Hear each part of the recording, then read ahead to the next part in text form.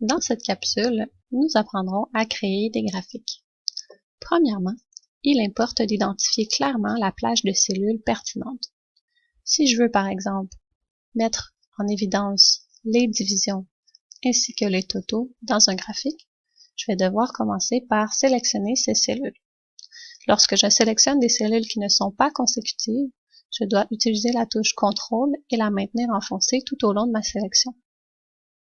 Par la suite, dans l'onglet Insertion, je peux aller simplement dans Graphiques recommandés ou utiliser les raccourcis qui sont disponibles pour les différents types de graphiques. Donc, dans les graphiques recommandés, vous pouvez faire tous les graphiques et sélectionner celui qui vous semble le plus approprié. Donc, si par exemple, je veux un graphique de type secteur, je peux simplement le sélectionner, puis appuyer sur OK. C'est ainsi que seront représentées toutes mes données pour mes divisions.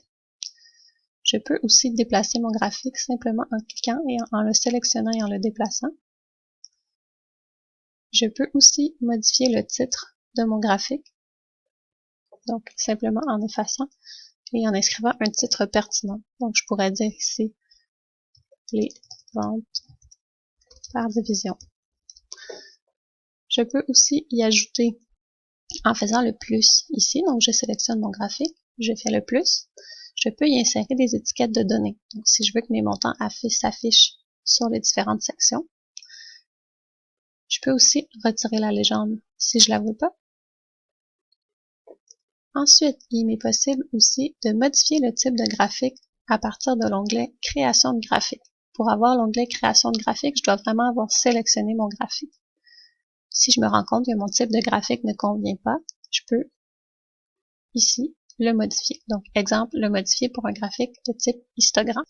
Je peux aussi déplacer mon graphique vers une autre feuille. Donc, si je veux, exemple, que ce graphique apparaisse dans une nouvelle feuille, je vais simplement aller toujours dans mon onglet Création de graphique, complètement ici à droite, et je vais déplacer mon graphique vers une nouvelle feuille que je pourrais nommer Vente par division, au même titre que le titre de mon graphique, et appuyer sur OK.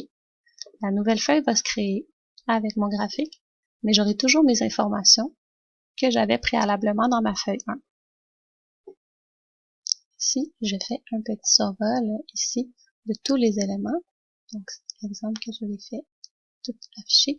En fait, ici, c'est ce qui se trouve à être le titre de mon axe vertical. Ici, le titre de mon axe horizontal. J'ai ensuite mon titre ici, mes indicateurs de données qui sont ici, la légende qui se trouve ici, puis j'ai mes étiquettes de données qui sont ici. Je peux par la suite faire différentes modifications dans mon graphique simplement en double-cliquant sur une section. Donc, exemple que je voudrais mettre en forme le titre, je peux simplement double-cliquer dessus.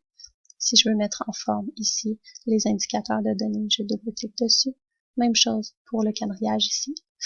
Pour ici, ce qui est de l'axe vertical, je pourrais aussi déterminer un montant maximal. Donc, dans mes options de données, ici, dans les options d'axe, je pourrais, exemple, si mon maximum est à 3000, je pourrais déterminer que je le voudrais à 2500. Je pourrais aussi, si je descends dans la fonction nombre ici, ajouter, en fait, un format. Donc, si je veux, exemple, monétaire, je peux décider d'afficher ou non des décimales et aussi changer mon symbole monétaire, bien sûr, puisque je veux le symbole canadien. Comme ça, il est possible aussi rapidement de modifier le style du graphique dans l'onglet Création de données. Donc, je pourrais ici choisir un style différent pour illustrer mon graphique. Pour ce qui est d'un diagramme différent, donc je vous montre un autre type. Donc, toujours en sélectionnant ma plage, puis en sélectionnant le type secteur.